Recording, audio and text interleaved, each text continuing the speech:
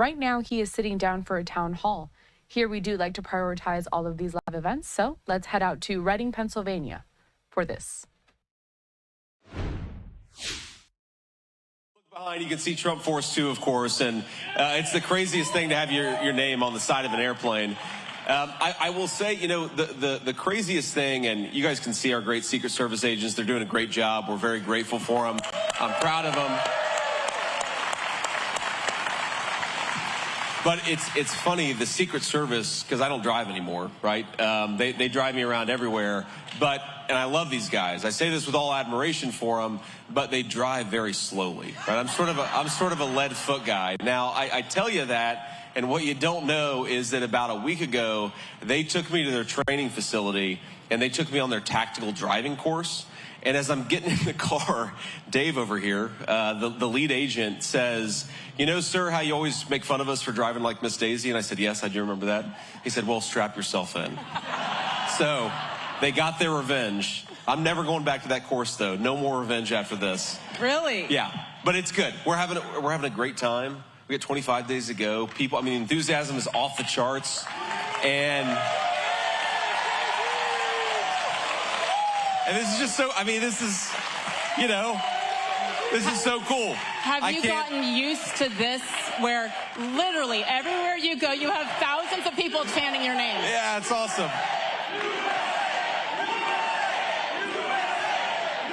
But no, I mean, you know, impossible to get used to this. I pinch myself every day. It's so much fun. But, you know, the way I'd put it is, other than, you know, other than marrying my lovely wife and being a father to our 3 kids, this is the biggest honor of my life.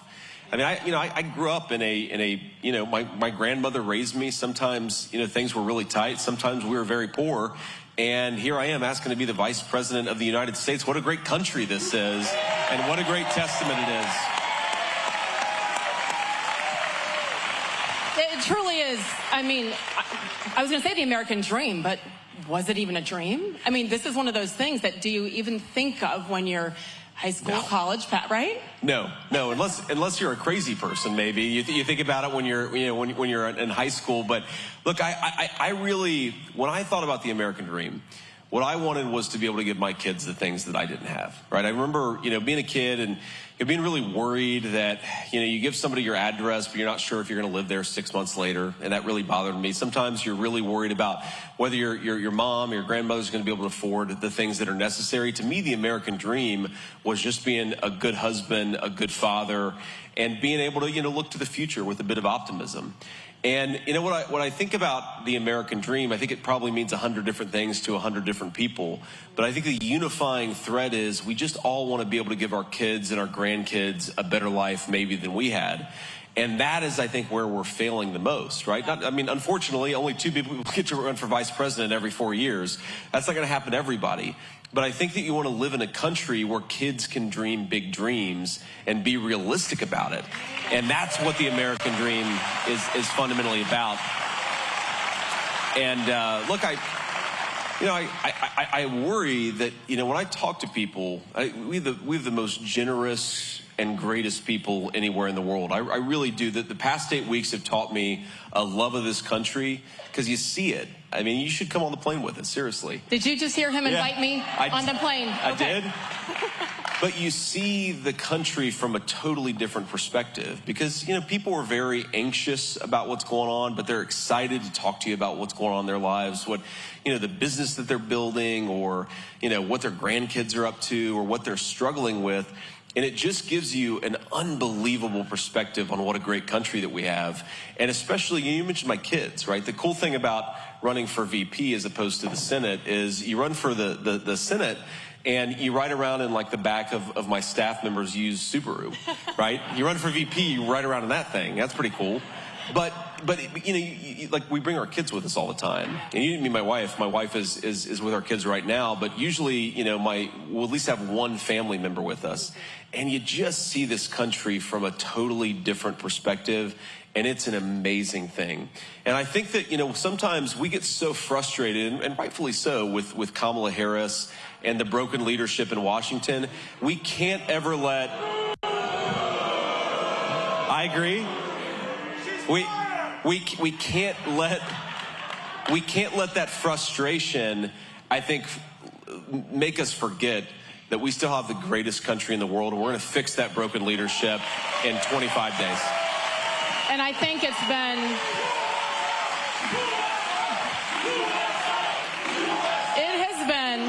incredible to see the spirit of America over the last 2.5 weeks with the storms hitting the two hurricanes, and with the devastation and the issues and drama surrounding that, which is unnecessary in the minds of many. I have noticed the American spirit living in Florida and watching the news, and there's so much more good here than not. Yes. And I think the people of Pennsylvania really are the definition. Good people who love their country, who aren't afraid to work hard, which is exactly why this dream, I guess, is really right here. That's right. With you right now. And on that note, let's get started, because I want everyone here to have an opportunity to ask these questions. Of course. And this thing, I said it at the beginning, this is a little bit different, because Kamala Harris and company, I guess she has a running mate, right? Yeah. Are choosing not to do this kind of a format, a true live town hall format that is not run by the networks. It is run by you. On that note, let's get started. We have a couple of questions from the audience. The first question, and I don't know where to look for him, but his name is Michael, with a microphone somewhere. Yes, Michael, where are you? There he is. Good evening. My name is Michael, and I'm from right here in Reading. Owning a home is at the heart of the American dream, yet many people feel that home ownership is unattainable, especially younger Americans such as myself. What are some steps you'll take to tackle this issue? Yeah, well, great question, Michael. And look, I appreciate the fact that you want to own a home, because you're right, it is a big part of the American dream, I think, for a lot of families, certainly for me. And there are a couple of things that we have to appreciate that have gone wrong over the last 3.5 years, because I think in Pennsylvania the number is about 55% that home prices have gone up just in 3.5 years. And of course, rent has skyrocketed. And there are a couple of different ways to think about that, right? So first of all, you got to ask yourself, how do you lower the cost of building a home, okay? And there are two big things you can do there. Number one is you can, as President Trump says, drill, baby, drill, because we drive down the cost of energy. And you think about it, you know, the truck driver who's delivering the lumber and the building materials to the building site, well, if he's paying or she's paying 45% more for gasoline or for diesel, then you're paying more for a home, right? So that's one of the big drivers. And then the second thing is you've got to end the ridiculous regulations that make it hard to build things. I mean, we're in the Commonwealth of Pennsylvania. Pennsylvania is one of the proudest building and manufacturing states in the entire country. We make great things in the United States of America, especially in Pennsylvania. But between permitting and environmental regulations that have nothing to do with clean air and clean water, but are just about giving a bureaucrat a job, we have made it way too hard to build in this country. We are going to make it easier to build more homes for American citizens. And that leads me to the final point. It doesn't just matter that you get more homes, and that matters, but you got to make sure that American homes go to American citizens, people who have the right to be here in the first place. And I've got nothing against any person who wants to come here and build a better life. Of course they want to, because it's the United States of America. But when Kamala Harris lets in 25 million illegal aliens, you've got to house those folks somewhere. And that means American homes are not going to American citizens, and that is driving up the cost of housing. It is no coincidence that the very moment Kamala Harris started to flood the country with millions upon millions of illegal immigrants, housing prices shot through the roof. And the media doesn't like to talk about this, and Kamala Harris sure as heck doesn't like to talk about it. But unless we have American homes going to American citizens, we are never going to make the American dream of home ownership affordable. Donald Trump and I are going to make sure that our homes go to our people, and that's going to make it easier for you to afford a home. Thank you for the question. Yeah, and I think it's actually a very appropriate first question, right? Because we're talking about dreams, and that is everybody's dream. And for the last few years, it has seemingly been unattainable, and I think we all know why. I did want to point this out. JD Vance has no idea what these questions are, what the topics are. No idea. We didn't tell him beforehand. There's nobody in his ear, no cute earrings. There's nothing like that. No. So I'm just reminding everybody that this is all organic, okay? I left my Bluetooth earrings at home, so. Sorry. Next question. Keep them coming from Lee.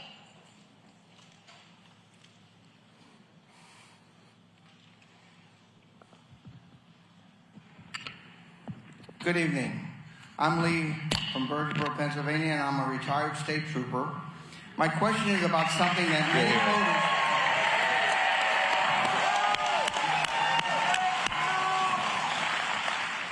My question is about something that many voters are thinking about as we prepare to go vote. How can we be assured that we can trust our elections will be safe and free from fraud?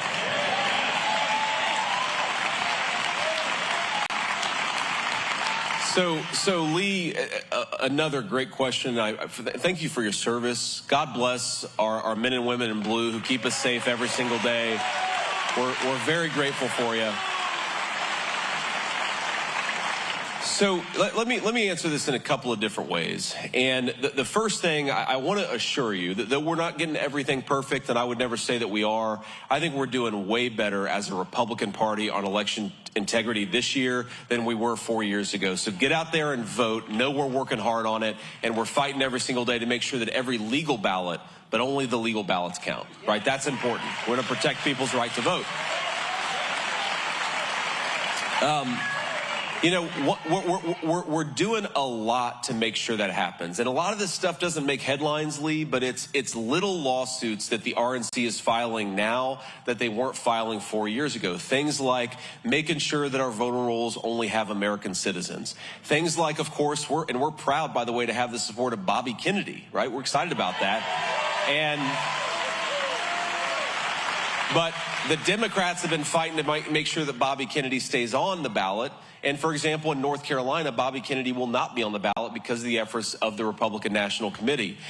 Things like what kind of signature verification do we have to do for those mail-in ballots? We want to make sure that, again, the legal ballots count, but we want to make sure that we're following proper procedures. And the RNC's filed over 100 lawsuits just in the last few months to make sure that every legal ballot counts. We're fighting for it every single day. Now, that doesn't mean, Lee, and to all of you, I know we all care about this issue. That doesn't mean, of course, they're not going to change things or try to pull something in 24 that they didn't pull in 2020. Let me just take a totally random example off the top of my head. Let's say about a month before the Democratic National Convention, they switched out one candidate for another candidate. Maybe they'll try to do that. A candidate who, by the way, got 0 votes compared to Joe Biden's 4. But that is, to me, that is what they're going to try to pull this time. We've already seen it. Now, that does, again, they may try to pull some more things over the next few weeks, but think about what that meant is when you take a candidate that everybody knows, Joe Biden, love him or hate him, everybody had an opinion on Joe Biden, just like everybody has an opinion on Donald Trump, and you replace that person with a relatively unknown candidate just a couple of months before the election, that is a fundamental, in my view, threat to democracy, because that person... You know, agree or disagree with Joe Biden or agree or disagree with Barack Obama, and I'm sure we've got a lot of policy disagreements with both those gentlemen, they at least earned the right to represent the Democratic Party, which is something Kamala Harris never did. So and the final point I'll make on this, Lee, is, you know how you make sure that we win in 2024? We make sure that we, and you've heard this term before, swamp the vote. All right, and that's why I point people to this website, swampthevoteusa.com. Check your registration, because if we overwhelm this system with as many votes as possible, we are going to make Donald Trump the next president of the United States, and we're going to save the country.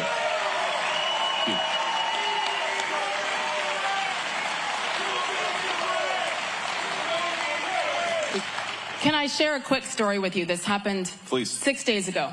I just moved to the great free state of Florida. That's right. Thank you very much. Where literally 3 weeks ago. I'm in Fort Lauderdale. Okay, great. I'm in Broward County. Okay. Which is family okay with the storm? Yes, sir. Good. Everybody's good, and a lot of friends are not, though. So we need to continue to support and donate to the right places, Absolutely. which are on the Florida websites, etc. Yep. I did want to share this, though, because even in a state that has now turned red, the last election. disturbing. Last week, I'm in Broward County, which is a blue county, and I went to register to vote as a Floridian. And I called ahead, and I also looked on the website, and I brought all of the documentation, the car registration, proof of residency, driver's license, passport. I walked in, she said, there you go, fill it out. I filled out the form and handed it to her. And she said, okay, thanks. And I said, that worries me. Yeah. I said, don't you want to check my proof of residency? Do you want to check my driver's license? She said, no, you signed it. I'm sure it's the truth. So this is in a state that we trust. My point is, to your point, we can't settle. We have to absolutely make sure, because even when you're trying as citizens to do it the right way, I brought her all and I said, no, ma'am, please check my identification. She goes, no, and if you want to vote now, they're right over there. So I have major concerns because of 2020, sure. But even now when we're much more aware on both sides, and those things still happen. A state can run it properly, but your county matters and who's in charge there. How do we battle that? I mean, I begged the lady to take my passport and my car registration. Yep. Yeah. Again, it's a great point, and it goes to my issue that we're not going to get all this stuff right. But what I do think is that my strong suspicion, I actually want to run this down, so I may be speaking out of turn, but my strong suspicion is that there are folks at the RNC who are checking these registrations as they come in. Because I have heard, not in Florida, but in other states, where we've been able to challenge registrations that are clearly bunk. For example, one of the things we see sometimes, especially with people who don't have the legal right to be here, is you will have people who will register and they'll use a local business, oftentimes like a Walmart. And what we've noticed is that, well, when you have 22 people registering at one address, and that address happens to be a Walmart, then you need the RNC to go in and challenge those ballots as they come in, right? And so we are at least doing that in some of these states, but I want to follow up. You said it's Broward County. Broward County. Okay, so let me check on that. The last point that I'll make here is, it looks like we had maybe somebody. Sir, we love you. Let's give a round of applause. It looks like he's on his own feet, but fortunately he's walking with some assistance. Yeah. Well, God bless you, sir. I'm sorry to miss the rest of the program, but it looks like he's doing okay, so that's a good thing. All right.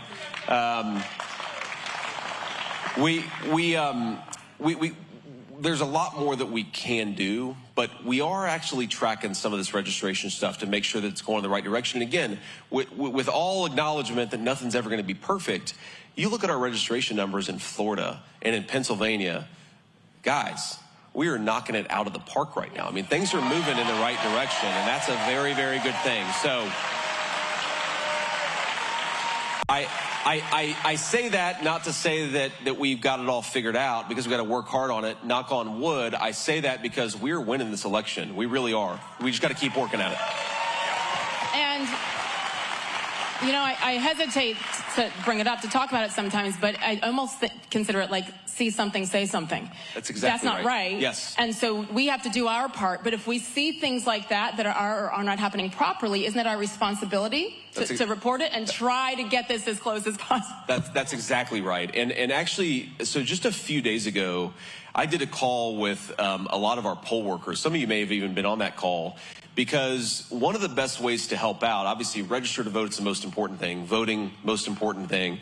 But if you've got extra time, I think it's something like 60,000 poll workers all across the country. But again, not just the poll watchers, but we've also got the legal support, so that if, for example, they show up in a precinct and the local precinct lead is a Democrat who says you have no right to be here, then we can go in and say, no, actually, you do have the right to be there. You do have the right to watch. So there are a lot of things that we could be doing. The poll watching is really important, because to your point, see something, say something is the right principle, but it's going to take tens of thousands of us working together. It's not going to happen by accident. And I will say, once again, the RNC has done an incredible job and invested millions of dollars to try their best to make sure we have, I said we, right, attorneys really stationed throughout the country at these different polling places. And so I think it already feels much different than it did 4 years ago. No, it really is. And I will say, you know, giving a lot of credit to Chairman Michael Whatley here, who's the head of the RNC.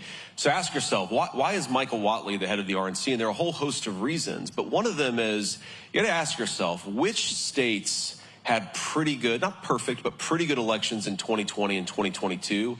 And I would actually pick two states. My home state of Ohio, we did things very well, a great credit to our local leadership, and also the state of North Carolina, which is a little tighter. It's more of a purple state than a red state, but they did their elections extremely well, and that's in part because of Michael Whatley's leadership. So part of what we asked them to do was, hey, take what you did in North Carolina and make it work for the whole country, and I think that's what we're working to try to do. 25 more days. That's right. Next question. Where is my friend Julia? Julia, there she is. Hi. Hey. Hello, Senator Vance. My name is Julia, and I have a chemistry and engineering background. And my biggest concern is about how we stay competitive, especially with China. The U.S. went from building 5% of the world's commercial ships in the 1970s, many in Philadelphia, to building about 0.2% today. Wow. Most of which has gone to China. How do we get these good-paying jobs back so we can build our ships in America? Thank you, Julie. Great question. And is it Julie or Julia? Julia. Well, thank you, Julia, for that question. You know, you sort of hit the nail on the head. And I think the whole reason that President Trump ran in 2016 and the reason, like the thing that I most worry about when I wake up is protecting America's manufacturing sector. And I'll throw another statistic at you, which is that we still have the biggest economy in the world, thank God. But one of the things that is true is that if you look at manufacturing GDP, the Chinese are 32% of it and we're 18% of it, okay? And what that means is on the critical things that you need to make, ships, pharmaceuticals, the drugs that we put into the bodies of our children, the Chinese have a huge advantage over us. And we got to wake up and we have to fight back against that. Now, there are a couple of different things that we can do. And number one is actually pretty easy. We just have to have bad leadership to stop screwing this up, because you ask, what is one of the major costs of manufacturing anything, whether it's shipping or something else? It's energy. And we've got, I mean, we're in the Commonwealth of Pennsylvania. We're sitting on the Saudi Arabia of natural gas. We just got to unleash that.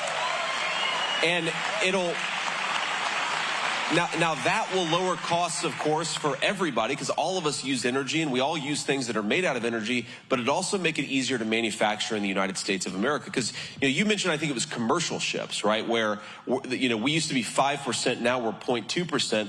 But of course, God forbid, let's say we get into a war with China, and I certainly hope that doesn't happen, but those commercial ships are going to start building warships very, very quickly. And this is the secret of why did we win the Second World War? Well, of course, we had the bravest people and we had the best troops, but we had the world's industrial might. No one could compete with America's manufacturing sector, and that's what we got to get back, or we're going to lose the next major war. That's what has to change. And I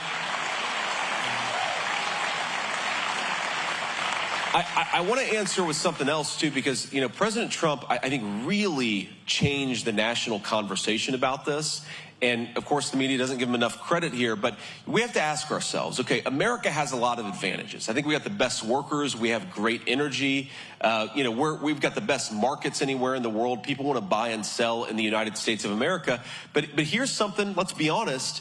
The one thing that the Chinese have an advantage over the United States, and I don't think it's an advantage they should be proud of, it's that they are willing to use slave laborers. In America, we want middle-class wages for middle-class work. We're not going to accept slave labor. So, ask yourself, okay, let's say the Chinese have a literal, and I'm not criticizing these poor people. Some of them are literally being used as slaves by the Communist Chinese Party. Let's say they can get labor for $3 a day, but we want a middle-class American to make $25, $30 an hour, because we, of course, want our people to be able to get good wages. We want them to be able to support a family on their income. We don't want them to be paupers in their own country. So how do we compete with, if the Chinese are paying slaves $3 a day and an American worker is earning 100 times that, which they should? The answer is tariffs. The only way. Because here's what a tariff does. A tariff says, if you're going to make that product using slave labor in China, then we're not letting it come back into our country unless you pay a big fat penalty. That's what a tariff is. And when Kamala, look, when Kamala Harris goes against tariffs, and she attacks tariffs all the time, what she's effectively saying is we are going to let slave laborers build products and then bring it into our country, undercutting the jobs and the industries of America. We've got to cut that crap out, protect our businesses, but most of all, protect American working men and women. We got to make more stuff in America. That is what Donald Trump will do. Thank you.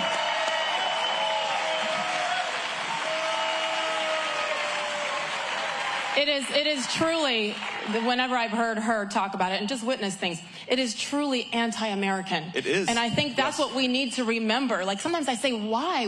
I don't understand it. It is, the reason doesn't matter. It's anti-American and it must stop. The question is, not if, but when you get in office, that's right. How can you and Mr. Trump, how quickly, realistically, can you start to turn that around and bring jobs back from China? You know, some of this stuff is going to happen very quickly, and some of it's going to take longer. And, you know, I think it's important for political leaders to level with the American people because, you know, the American manufacturing sector was destroyed is overstating it, but it was harmed over 40 years, okay? It's not going to happen overnight. But if you just look at what President Trump was able to do in 4 years, right? So there's all the stuff that we talk about. There's rising take-home pay, the fastest in 40 years. There's 1.5% inflation. It's always funny, you know, Kamala will say, well, if Donald Trump gets his way on tariffs, then, you know, inflation's going to go through the roof. It's like, first of all, the inflation is going through the roof because of what you've done. Donald Trump imposed tariffs and inflation was at 1.5%. It doesn't make any sense. But I think that a lot of this stuff can happen very quickly because energy, I mean, look, we are sitting on a gold mine. Drill, baby, drill, right? We are sitting on a gold mine that can be unleashed very, very quickly. You know, you already saw a lot of investment that was starting to come back into our country when Trump was president, but you can do a lot more. Sometimes you don't even have to do the tariff, you just have to threaten it. Right? And that's what President Trump understood about this more than anybody, because he is a business guy, is you got to be willing to use your leverage in a negotiation. You can't go into a negotiation with China and say, oh, yeah, fine. You know, we welcome all of your, you know, built by literal slaves products, because then they're going to take advantage of you. You need to be willing to fight back and to push back and to stand up for American workers. That's what we're going to do. It's going to happen some quickly, some it's going to take a few more years. And I think as Americans and as citizens, I found myself paying more attention. When I go on Amazon to buy something, you can look and see where it's manufactured. Oh, yeah. And I think that that's where we have responsibility as well, to do a little bit more homework and say, you know what? Okay, maybe this isn't the exact color I want, or it's a little bit more for now. But if it's made here, that's the only way to begin that process. Right. Well, and here's another important point. Like, we should have learned the hard way 4 years ago during the height of COVID, when all the supply chains were breaking down, that we've got to have more self-reliance. I mean, look, think about this. Okay, so this happened to me about a year ago. You know, I've got 3 little kids. As you know, little kids get sick all the time, right? So I take my kid to the CVS that's, you know, a mile down the road from our house in Cincinnati. And it's like, okay, this is the prescription for an ear infection that's for my 3-year-old. He's now 4. It's like, oh, well, we don't have that one. So you call the doctor and you get a second prescription. Well, we don't have that one either. Then you get a third, and finally it's the 4th prescription. Think about this. Our country invented the mass commercialization, the mass availability of antibiotics. And now our own children sometimes have to go down the list to the 4th prescription because we don't make enough of our own stuff. So what we should have learned over COVID was not to mask toddlers or to fire nurses because they don't want to take a shot. The real lesson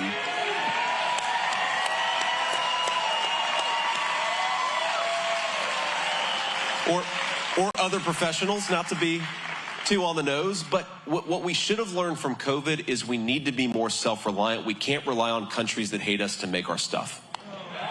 That gives me But we didn't learn that lesson.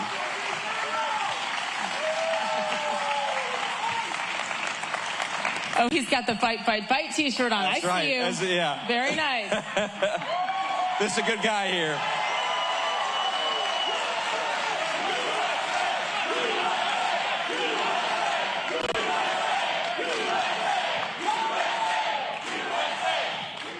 So cool. Did we have an open bar before I got here? Is that what's going on? We can create one after, right?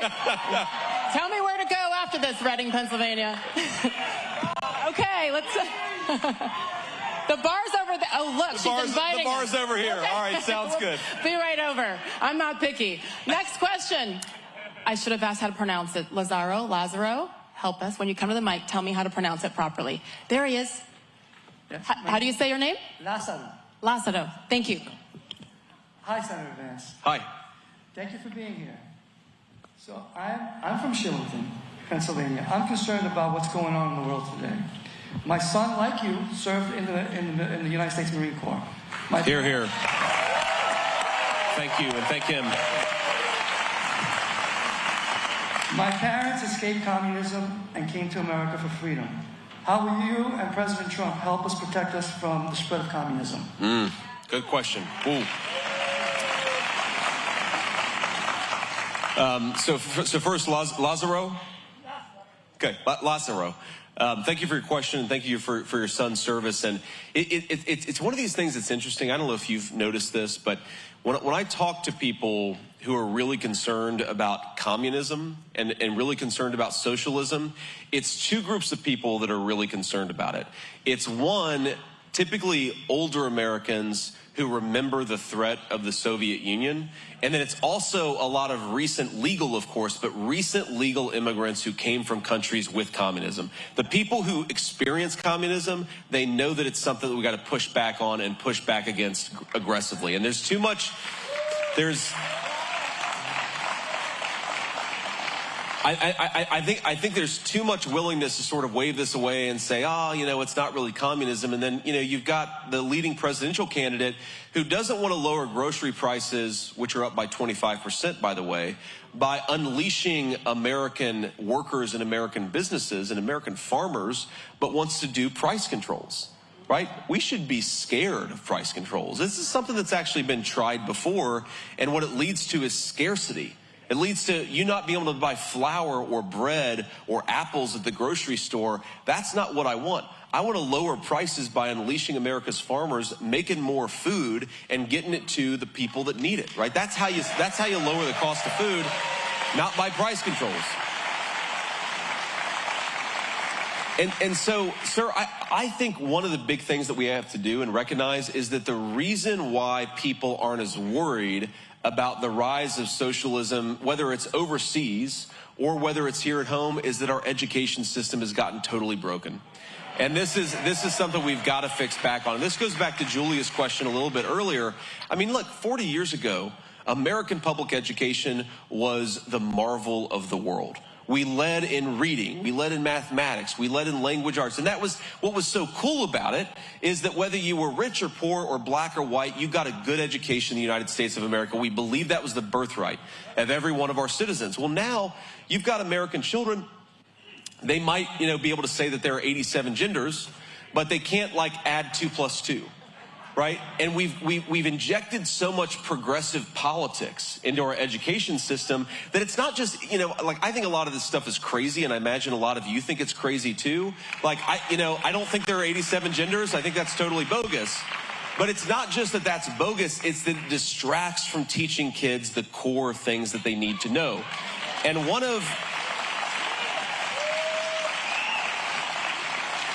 the things I think American children need to know is that there is an alternative system out there called socialism that leads to death and poverty, right? That's one of the most important civic, pieces of education that we can give our kids, is to teach them, why has America been so prosperous over 250 years? It's not perfect, of course. We haven't always gotten things right, but we've done a hell of a lot better by hewing to basic fundamental principles, and a lot of these countries have completely gone off the rails. I mean, literal starvation in places like Venezuela because they haven't followed the same ideas that we have. And I think that's something that we have to fix at the root cause of education, because if we keep on teaching young American leaders that socialism is okay, then eventually we're going to make a bad mistake in this country. Frankly, I fear that we're going to do it unless we elect Donald Trump on November 5th. So another reason to get out there and vote.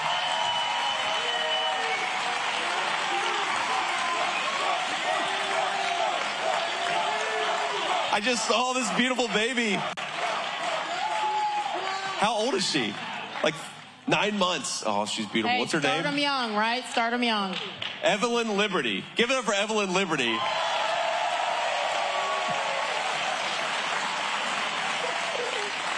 Oh.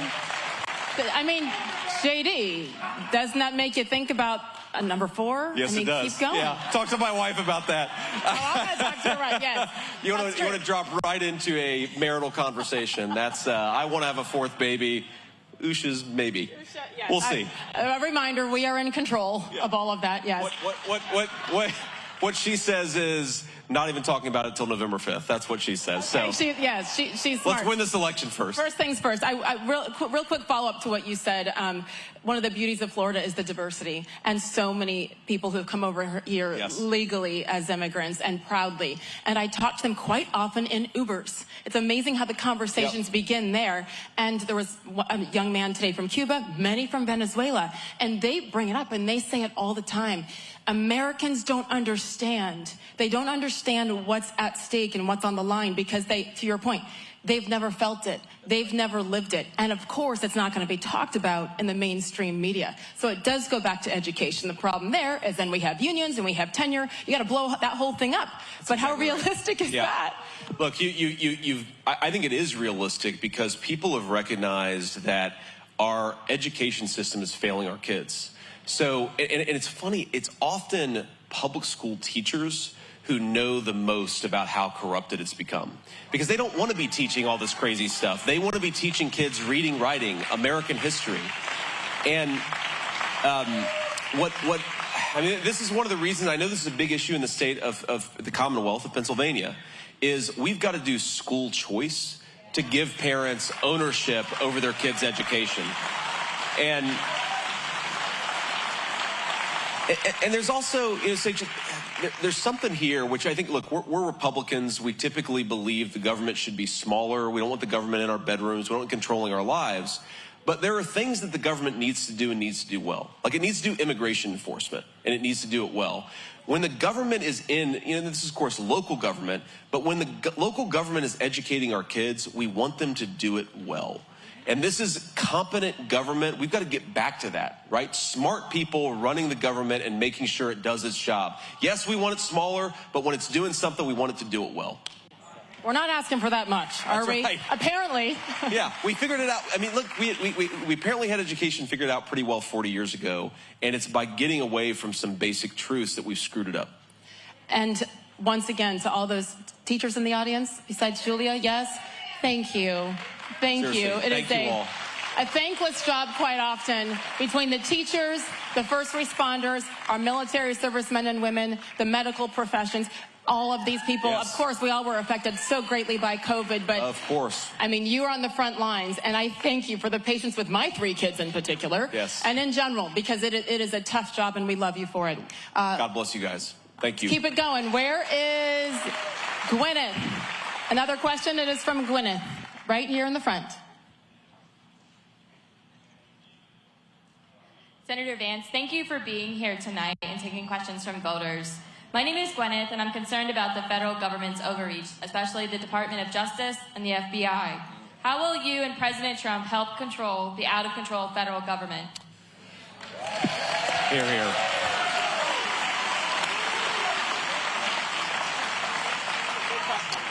That is a very big question, and here's the simple principle that's going to guide President Trump and I when it comes to the administration of justice: equal justice under law. It's very simple. We don't go after people. You don't go after people because they disagree with you. You don't try to throw a pro-life father of 7 in prison because he dared to protest. You don't throw a parent. You don't have the FBI go after them at a school board meeting because they showed up to peacefully do what parents ought to do, which is to speak up on behalf of their kids. That's the fundamental principle. And I think the question is then, how do you apply that principle in practice? Here's one thing that I'll say. The most important job, and this is a bit of a hit to my ego, but the most important job after President of the United States in the next administration, it's not me, it's who we select as Attorney General. You need an Attorney General who believes in true equal justice under law. And look, I think we've got a lot of good candidates. It's one of the reasons why, by the way, we want to get Dave McCormick elected senator from the state, the Commonwealth of Pennsylvania, is because when we make that nomination, when President Trump nominates an attorney general, we want to make sure that person can get confirmed, right? And that's a really important part. But here's what you then have to do. Because let's be honest, Merrick Garland, I think, is one of the most corrupt AGs we've ever had in this country. But it's not just Merrick Garland, right? There are some people that clearly report to Merrick Garland. I had this conversation probably about a year ago with a field officer in the FBI, and he came up to me and he said, look, sir, we're trying to do the right thing. You've got a lot of great law enforcement people at the FBI, but he's like, the leadership of our agency is so broken that you've got to clean house, and that's what we're going to do. We are going to...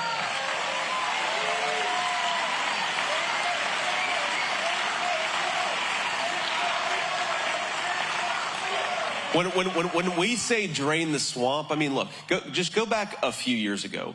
You had the entire government, you had an impeachment, a fake impeachment that was completely oriented around the idea that Donald Trump was in bed with a foreign government. We all remember that, the Russia scam, okay? That scam was a complete lie. And even the independent Justice Department investigator basically said this is all completely made up. But here's the problem. They admit that it was made up. They admit that it distracted this country. It led to a fake impeachment. How many people have been fired from that? Zero. And here's what President Trump and I are going to do when we get in there. We're going to fire the people who are responsible for the corruption of our Department of Justice.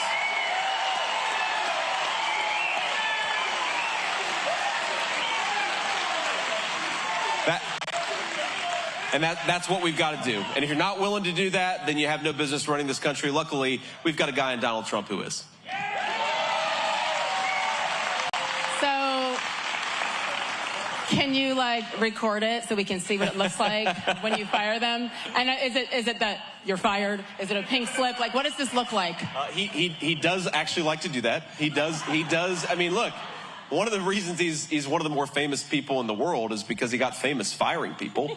And it's funny, you know, that's the kind of person you actually want cleaning house in Washington, D.C. Because, I mean, Sage, go back to the disastrous Afghanistan withdrawal, okay?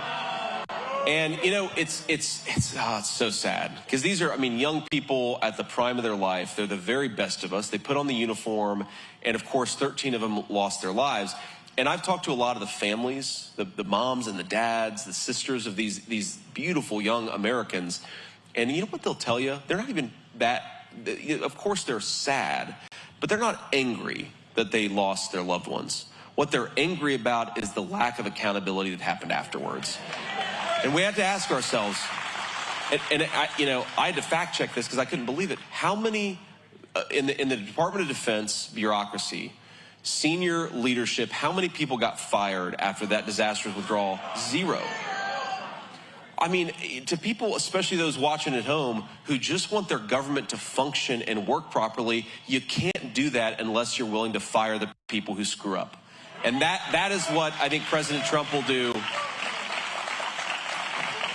As you said, Sage, he really likes to do the you're fired thing. And, you know, maybe we can even turn a TV show into it, right? We'll just bring in the most corrupt people in the federal government and we'll let Donald Trump do his thing. We'll clean house and we'll make the people's government work for the people again. I mean, it would be great. Great on social media. Hashtag BTS behind the scenes. Take us back there to see it. The A word. And you know what? Hey, accountability as a parent. Yes. You're not going to have normal kids, good human beings, young adults without accountability. So if we're expecting it from our children and our employers, we have to expect it at the top. That's why there's no trust, because there has been no accountability. That's exactly right. So I think the trust thing, and I've felt that a lot. And sometimes it's regardless of who's in office, right? What are the essential, or maybe the most immediate ways to rebuild that trust? Draining the swamp, number one. What else? Yeah, so can I tell you a story? A good friend of mine made this observation about federal bureaucrats once. He said, you know, Most people, when they lie to you, they'll just say, well, no, that's not what I said, or they'll kind of try to distract from it, or they'll try to avoid it. But our federal officials will do what toddlers do, which is when you say, hey, you did that thing, they won't try to distract from it. They'll say, no, I didn't, you did. And I'll give you an example. So I'm a baker. I don't know if you knew this. I'm a big, my son and I, my 4-year-old in particular, we like to bake a lot of stuff. So I was making cookies with him a couple weeks ago. I'm sorry, Yeah. how cute is that? I love that. Keep going. What do you bake? Cinnamon rolls, chocolate chip scones. That's what we made in the past little bit. But we were actually making an Oreo cake. So like a cake, but had little chunks of Oreos in it. So I go to the bathroom, wash my hands, come back, and we had like 4 Oreos sitting there, and then we have 2 Oreos. It's like, all right, I'm not an expert at math, but something doesn't add up here. And so I look at my 4-year-old and I said, buddy, did you eat an Oreo you weren't supposed to? He said, I didn't eat him, you did. And that's how our federal leaders lie, right? And it's like you ask people, this is why I bring this up in the context of this question is, you go to somebody at the Defense Department and say, you screwed up the withdrawal from Afghanistan, and they'll say, no, it wasn't, it was you. What are you saying? We weren't in power, brother. We were nowhere near the Oval Office when these decisions were made, or the Pentagon, and this is the shamelessness. And I've seen this in the context of the Afghanistan withdrawal, which happened like 2 years after Biden and Harris took over. They would say, well, it's Donald Trump's fault. What? That's like my son saying, I didn't eat the Oreos, you did. It's the craziest thing, but this is what they do, and you've got to just be willing. What drain the swamp really means, you asked about that, what it really means is you investigate failure and you have accountability. Now sometimes people screw up, you give them a second chance, but you don't give them like a 9th chance. And what we've got to do is investigate failure again, and when people require it, fire the people who keep screwing up. That's the only way you can return government back to the people.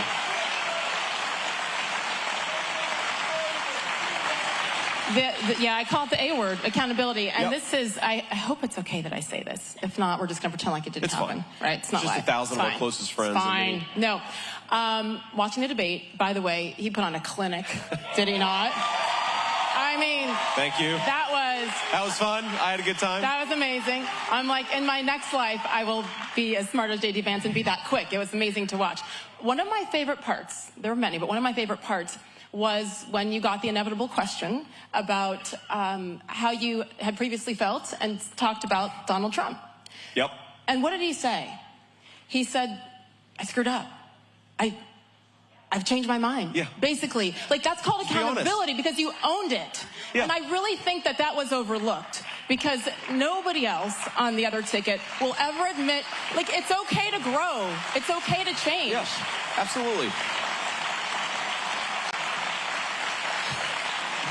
No, and it reminds me, Sage, that so one, you're exactly right. And I actually try to make this argument to swing voters all the time. Look, you don't have to agree with everything that I say or everything that President Trump says, but he delivered peace, prosperity, rising take-home pay, and a secure border.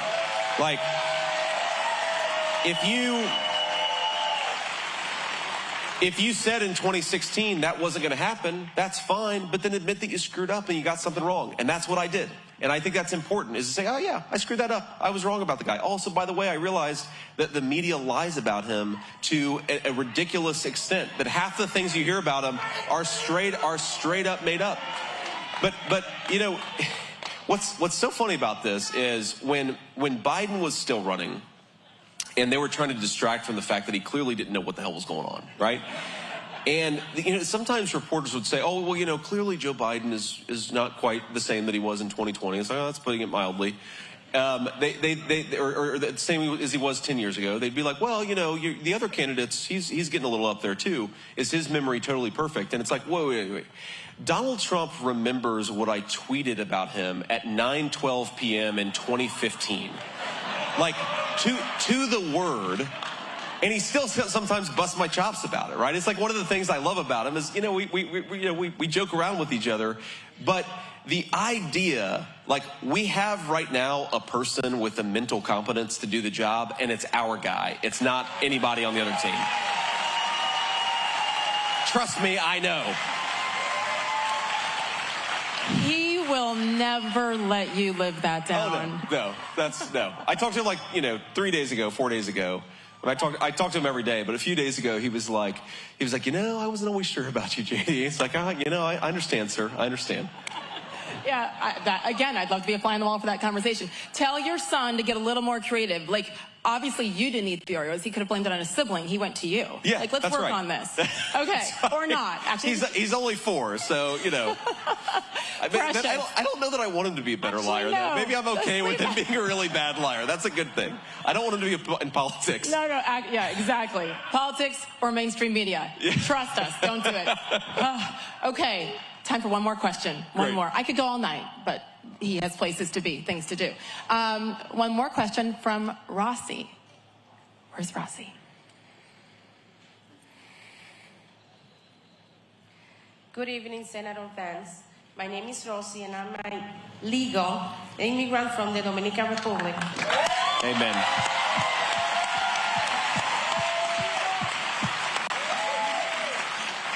And me and my husband in the back, Jorge Lopez, we have a small business. God love you guys. Great. Thank you. We provide an important service to our community in our auto repair shop. And like millions of Americans, I would like to know, what would you do for small businesses? Great. Thank you. Well, we want to do a few things. First of all, I know you don't have the microphone anymore. I'm very curious about what your business. Can we give her microphone back? Yeah, that'd be great. Could you just tell me a little bit about your business? What do you guys do? We have a repair shop. Oh, great. Yeah. Or like a garage. Okay, we repair cars. That's wonderful. European cars. Okay, good for you guys. That's great. So that's what I love about this country. You come from the Dominican Republic to repair European cars in Eastern PA. That's a hell of a country. It's a hell of a country. So one is what the biggest complaint that I hear from small businesses, whether it's repair shops or cosmetologists or small grocers. We were not too far from here actually talking to a couple of folks who started a Latino-focused grocery store about 2 years ago. It's cost. Things are way too expensive right now. It's way too hard to do business in the United States of America when everything's getting more expensive. And as much as Kamala Harris tries to run from this, and she'll say, well, on day one, we're going to tackle the affordability crisis. Well, day one was 1,400 days ago. The problem is bad because she failed, and we've got to do better. Here's what we're going to do. And the first thing that we're going to do to lower costs, and it'll help small businesses, but it'll help everybody else too, is we're going to unleash Pennsylvania and American energy markets. We're going to get the cost of energy lower because I'm sure you'd back me up, but if the cost of energy is lower, the cost of especially a car repair shop, that is a major driver of what makes it harder for people to do business. Is energy's more expensive, but that means everything is going to get less expensive because everything we make with energy. That's the number one thing. I think the second thing that we're going to do is for all small businesses is, you know who really loves all the regulations and the overarching bureaucracy? Big companies, because they can hire the lawyers that deal with these things. We want everybody to be able to compete at a level playing field. And when we reduce the regulations that exist in this country, I think it's going to benefit small businesses more than anybody else, because we want small businesses to be able to thrive and not have...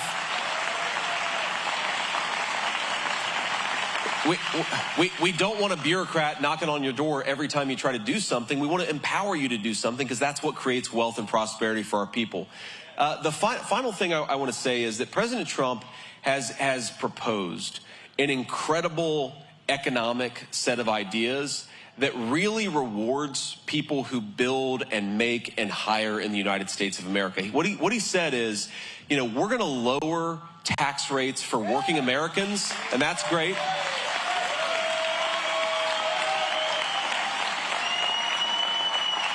But he's also said we're going to lower business taxes, but only for the businesses that are hiring American workers. We're not going to reward people for shipping jobs overseas. we're going to cut your taxes because you've got a great business right here in the United States of America. So that's the three big things that we want to do for small businesses. But I'd love to have a conversation that's, not in front of 1,000 of our friends, but I'm sure that you've got a lot of other good ideas. I'd love to hear from them. And when we're back in the White House, one thing that's going to be different is we're going to listen to people. But we're thrilled. We're thrilled you're doing what you do. We're going to try to make it easier for you. God bless you, man. And to continue to reward immigrants like Rosie, who did this the right way, who came to this country the right way, instead of rewarding people who are here illegally with, I don't know, free rent, free medical care, education system, you name it. I'm in New York a lot. I am shocked and devastated at what's happened to one of the greatest cities in the world. And I know from day one it's going to go back to how it was when he left office, because to me that's the most heartbreaking thing, is we're not giving the money to those who have done it the right way and sacrificed. That's exactly right. I talked to it's such a good point. And we were in Tucson a couple of days ago, Tucson, Arizona, which, by the way, rally in Tucson at noon. It's 101 degrees. I'm like, what the hell are we doing here? This is a little hotter than I'm used to in Ohio. And we, I know, people say it's a dry heat. It's true. 101 degrees is 101 degrees. I don't care if it's dry or not. So I actually talked to a woman after our rally, and I just sort of kind of went on a riff during this event, and I said, look, it's so insulting, not just to American citizens whose families have been here for 10 generations, but also for American citizens who did things the right way to come here legally. Because, look, I mean, there are fees that have to get paid. There are waiting times. There's, a lot of folks are waiting 10 years, 12 years before they can even get the necessary paperwork done. And it's so insulting to let in millions upon millions of illegal aliens to reward them with free housing and medical assistance. It's insulting to the people who did it the right way. I really...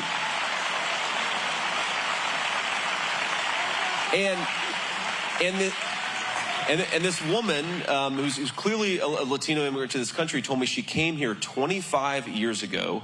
She paid thousands of dollars in fees and legal expenses just to become an American citizen, and she is pissed off at the illegal immigration problem because it's insulting to her. And I think this is, the media, of course, says, well, this, Donald Trump's immigration policies are not compassionate. Well, they're sure as hell compassionate to newcomers who did it the right way, and they're compassionate to American citizens, and that's who our compassion should be focused on as American leaders. And we see it on the streets of America everywhere, with homeless people, with veterans who have paid their taxes. They've done everything really the right way and have hit hard times, and they need our help, not people who are doing this the wrong way, thanks to our government allowing it. My final question is this. My goodness, it's been how long? 8 weeks? I lost count. 8-9 weeks, about that. How often what's your average amount of sleep each night now? That's not the question, but. Well, I mean, I don't sleep a ton, so, 5-6 hours. It's not bad. Here's the thing. You can't do a rally at like 2 in the morning, right? Yeah. So nobody's going to show up to a rally at 2 in the morning unless I bet these people would show up. That's true. So there's only so much you can do during the day, and then of course, like at whether it's Sunday or a school day, my 4-year-old will wake up at 6:28 a.m. promptly on the dot, ready to party. So you don't really get to sleep in when you've got kids like that. No matter what time you get home. And I'm sorry, sidetrack. My question, and this is the final question, because to me this is maybe the most important thing, because at the end of the day, no matter what happens, you're going home to your beautiful wife and your babies. And as wonderful as this, I imagine, has been, life-changing, it's hard. And it's hard on the kids and the wife. What do you hope your 3 children, maybe 4, will take from this experience when they can look back, thanks to social media and technology, they can look back and see you doing this and going across the country to talk to people? What do you hope that they take from this experience with their father? So first of all, I will say, and I appreciate the question. It's not as hard as I thought it was going to be. in part because they can travel around with us, and in part because they're so young. They're like portable. You can throw them in a suitcase and take your kids anywhere when they're that age. Careful. Yeah. To the media, it was a joke. It's a joke. I do not throw my children in suitcases. That'll be a headline, New York Times, JD Vance assaults children tomorrow. But I mean, they really are so portable, and they'll go anywhere, and they just love meeting people, and so it is a challenge, and I'm not going to lie to you and say that it's not, but it's not nearly as hard on the kids as I thought it would be. Here's I guess what I hope they take from it is. Speaking of dry heat, we were in Scottsdale like 4 weeks ago, and it was 116 degrees, and I was carrying 2 of my 3 kids, and somebody was like, "Oh, don't worry, it's a dry heat." I was like, Kamala Harris voter. But 116 degrees, I don't care if it's dry, it's miserable. But I hope that they take an appreciation for the generosity of the American people, of like I mean, 330 million people. We're not going to meet most of our fellow citizens. I'm probably in that rare group that gets to meet way more people than most everybody else. It's like the nature of running for vice president. And here's what I mean by this. So I met this woman, it was before a rally, I think it was in Michigan, a few weeks ago. And she came up to me, and it was sort of a photo line before we went out to the stage, and took some questions from reporters. And she was talking about everything that was sort of going on in her life. And she spoke to me for about 30 seconds about food. That was the thing that she was most worried about, is the cost of groceries. And how, there are just things that she had to cut back on. There are things that she couldn't afford. And I realized, like, I'm running for vice president of the United States. This poor woman is worried about paying her grocery bills. And, having been raised in a family where we are sometimes worried about that exact thing, I felt a certain kinship towards her, because I knew exactly what she was going through, even though, I'm not going through that myself in 2024. That was like 30 seconds of the conversation, just her talking about not being able to pay for her groceries. She then spent the next 3 minutes saying that she prayed for me, she prayed for my wife, and she knew the 3 names of our kids, and she prayed for each one of them every single day.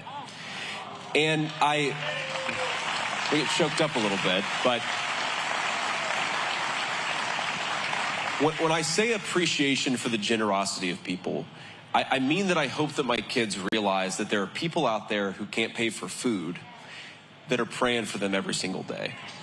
And that to me is a testament to the fact that we have the greatest country and the greatest people anywhere in the world. And I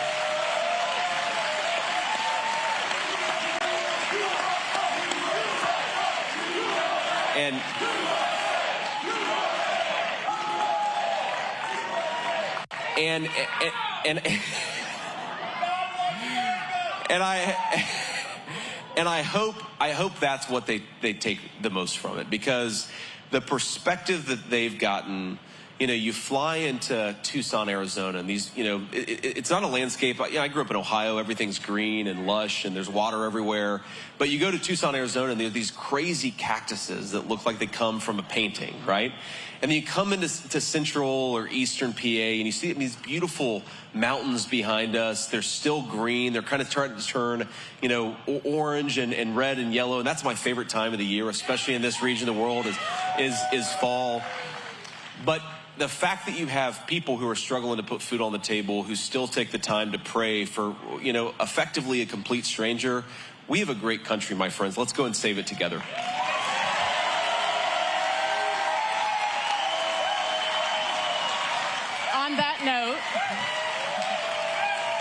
On that note, with the prayer, I told them earlier that I'm an Army brat, and my dad went to West Point, and when we were kids, he made us memorize part of the cadet prayer. Okay, great. And we had to recite it. So if he's watching, Dad, and I hope I get everything right, but this applies so much to what you just said, and I think what this country is going through. This is the part he made us memorize. Help us to choose the harder right instead of the easier wrong, and never to be content with a half-truth when the whole can be won. I'm gonna repeat that. The harder right, not the easier wrong. A lot of people in this country have chosen the easier wrong because it's easier. Yes. Chosen to not have a tough conversation because it's uncomfortable. You can go down the list, but we now know the truth, and we cannot be content any longer with a half-truth, because No, we can't. know what the truth is. And thanks to this man and Donald J. Trump, we can bring it back again. I have faith, and I am so grateful Amen. for you. Thank you. JD Vance. God bless Thank you guys. Thanks for having me. All right, we've just been listening in there as Republican Senator JD Vance held a town hall in the battleground state of Pennsylvania. He's there in Reading, holding a town hall with reporter Sage Steele. They discussed a number of issues, including the economy and immigration, two of the main things that Republicans have been talking about leading into this election.